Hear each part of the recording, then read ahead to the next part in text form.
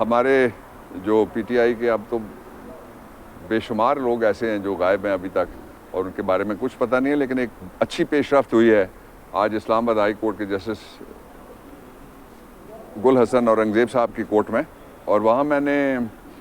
جو اظہر مشوانی کے والد ہیں ان کی طرف سے ہم نے ایک پٹیشن دائر کی ہوئی تھی، اور میں نے جج صاحب کو یہ بتایا کہ یہ پاکستان کا سب سے جو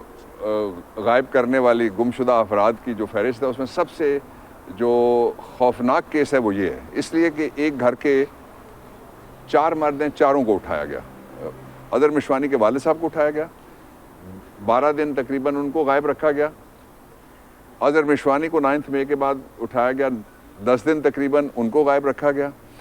ایک بھائی ان کو جو 2 بھائی ان کے پروفیسر ہیں جو اب غائب ہیں، ان کی پٹیشن ان کے والد صاحب کی طرف سے یہاں ہم نے دائر کی ہے، وہ دونوں میں سے ایک کو 140 دن پورے اٹھا کے غائب رکھا گیا، اور یہ دوسری دفعہ بھی 6 جون سے لے کے آج تک ہم جون اور جولائی اور اب اگست آ گیا ہے، یوم آزادی قریب آ رہا ہے، اس لیے 13 تاریخ کو انہوں نے آزادی سے ایک دن پہلے رکھا ہے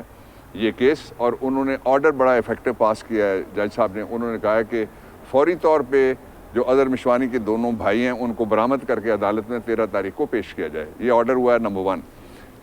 جو دوسرا آرڈر انہوں نے کیا ہے، انہوں نے کہا ہے کہ شریعت کا بڑا ذکر ہے کہ ملک میں شریعت کے مطابق چلنا چاہیے، جج صاحب نے کہا، تو انہوں نے مجھے کہا کہ آپ میری ذاتی حیثیت میں معاونت کریں ایز اے مائکس، کہ آپ قانون جانتے ہیں، اس لیے مجھے یہ بتائیں کہ کیا شریعت میں یہ جائز ہے کہ لوگوں کو بغیر کسی مقدمے کے غائب کیا جائے، پہلا سوال، اور کیا شریعت میں یہ جائز ہے کہ جرم کوئی اور کرے اور اس کے رشتہ داروں کو سزا دی جائے، یہ دوسرا سوال، اور تیسرا سوال جو انہوں نے مجھے دیا اور کہا کہ میں ان کی معاونت کروں اسلام آباد ہائی کورٹ کی، وہ یہ ہے کہ کیا شریعت میں صرف شبے کے اوپر، خیال کے اوپر، کسی کی بات کے اظہار کے اوپر، اور جو بندہ پالیٹکس میں بھی نہیں ہے اور عام شہری ہے اس کو ڈیو پروسیس آف لاء کے بغیر غائب کیا جا سکتا ہے؟ اس کے بارے میں شریعت بڑی کلیئر ہے، میں انشاءاللہ معاونت کروں گا۔ دوسرا جو آرڈر انہوں نے کیا، انہوں نے کہا کہ اگر 13 تاریخ کو پیش نہ کیا گیا، انہوں نے منسٹری آف انٹیریئر کو اور انٹیلیجنس ایجنسیز کو سب کو کہا ہے کہ ان کو پیش کیا جائے، اور اگر پیش ان کو نہ کیا گیا تو پھر وہ کہتے ہیں کہ میں سیدھا notice attorney general of Pakistan کو کروں گا۔ اور جو پاکستان میں اس وقت جو حالات ہیں وہ پاکستان کے اندر جو خاص طور پہ نوجوان نسل اور طالب علم ہے، وہ بوائلنگ سچویشن کے اوپر وہ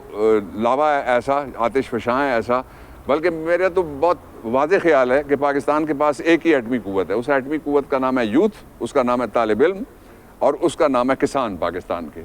یہ وہ ایٹمی قوت ہے جو ہمیں جینے میں مدد دیتی ہے۔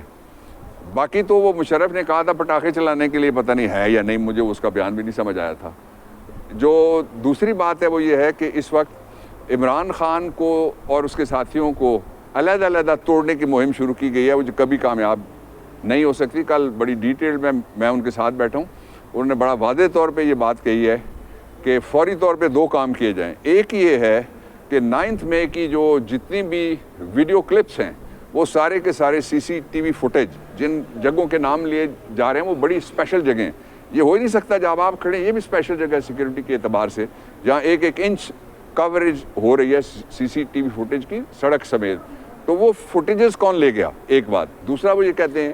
کہ اس سے پہلے جو حمود الرحمان کمیشن رپورٹ آئی تھی، اس کے بعد پھر الیکشن کی دھاندلی کا کمیشن بھی بنا تھا، تو ایک کمیشن بنایا جائے اور ناٹ لیس دین دی ججز of the honourable supreme court of Pakistan جو اس کو پروب کریں اور پتہ لگائیں کہ اس کا اصلی مجرم کون ہے۔ اور انہوں نے ساتھ یہ بھی کہا ہے کہ اصلی مجرم PTI نہیں ہے، عمران خان جانتے ہیں کہ اصلی مجرم کون ہے۔ اس حکومت کا کاؤنٹ ڈاؤن شروع ہو گیا ہے عمران خان کے مطابق، میں ان سے اگری کر کے آیا ہوں کل کہ یہ 2 مہینے کے اندر نہیں رہے گی، اس لیے کہ اگر یہ رہے گی تو پاکستان کی معیشت نہیں پھر رہے گی، یہ اگر حکومت رہے گی تو پاکستان کا غریب پھر نہیں رہے گا، یہ اگر رہے گی تو پھر پاکستان کے لوگوں کے گھروں میں بجلی نہیں رہے گی۔ کل جو انہوں نے مذاق کیا ہے یہ بے شرمی کی انتہا ہے کہ 2 روپے میں تو مونگ پھلی کا ایک دانہ نہیں ملتا آج کل، 2 روپے میں تو مٹھی پر چاول نہیں ملتے۔